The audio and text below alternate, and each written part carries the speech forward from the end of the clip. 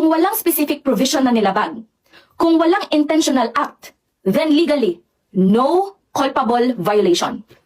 Ground 2, betrayal of public trust. Ang legal standard nito is based on jurisprudence like impeachment cases. Must be grave, must be manifestly wrongful, must cause clear public harm. So ang tanong ko, ano ang konkretong betrayal? Nasaan ang measurable damage? May direct evidence ba? Hindi sapat ang political disagreement, public dissatisfaction, at social media outrage. Mga kababayan, opinion is not evidence. Kung walang grave misconduct, no betrayal of public trust.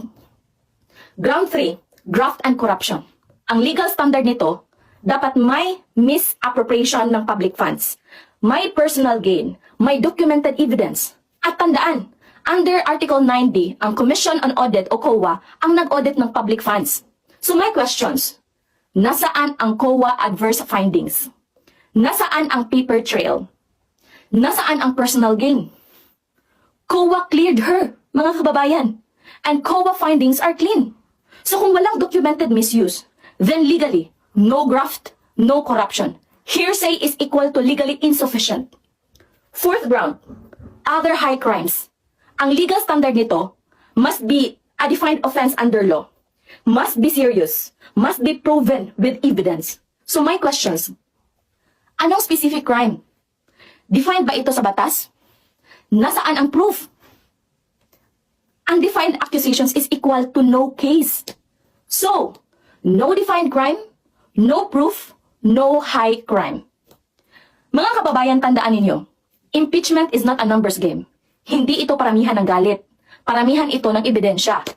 So if the allegations do not meet the constitutional threshold under Article 11, then the impeachment complaint is not only weak, it is constitutionally defective. Now, kung walang constitutional violation, betrayal, corruption, high crime, ang tanong, bakit ipinipilit ang impeachment? Justice ba ito o political agenda? Ginagamit ba ang Constitution bilang weapon? Kapag walang krimen, pero may impeachment, yan ay political persecution.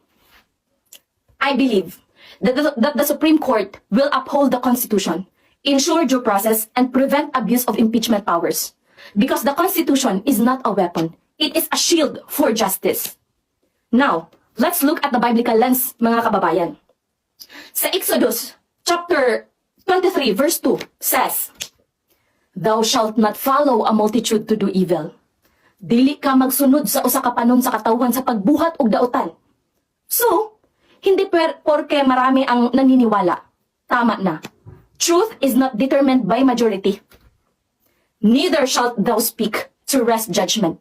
Dili ka usab magsaksi sa usa ka buruka, kuyog sa usa ka panon sa katawhan, aron sa pagtuis sa katarungan. So, justice must not be influenced by public pressure. Hindi pwedeng i-bend ang katotohanan dahil lang sa dami ng nagsasalita. Sa 1 Timothy chapter 5 verse 19, it says there, "Do not entertain an accusation unless supported by 2 or 3 witnesses." Dili ka magdawat og sumbong batok sa usa ka ansyano, gawas kung adunay duruha kung tutulo ka saksi. So, hindi dapat tinatanggap ang paratang kung walang ebidensya. Hindi sapat ang chismis, haka-haka, o political claims. This is due process, even in the Bible. And lastly, na ibibigay ko na Bible verse sa inyo. Proverbs chapter 17 verse 15. It says there, "He that justifieth the wicked, kadtong magapamatarong sa dautan. And he that condemneth the just, o kadtong magasilot sa matarong, even they both are abomination." Silang duruha, managsama, mao'y dulumtadan sa makagagahom. So, false accusations for personal gain are not justice, mga kababayan. They are sin against truth and the law. Parehong mali ang pagdepensa sa may sala at pagparusa sa inosente. Kung pinaparusahan ang walang kasalanan, ito ay hindi lang injustice, kundi kasalanan. So mga kababayan, malinaw na walang constitutional violation, walang betrayal of public trust, walang graft o corruption, at walang high crime. The impeachment complaint fails in form and substance. I stand with Vice President Sara Duterte, not for politics, but for the rule of law, due process, and fairness. Impeachment is serious business. Kung mahina ang kaso, walang impeachment, walang justice.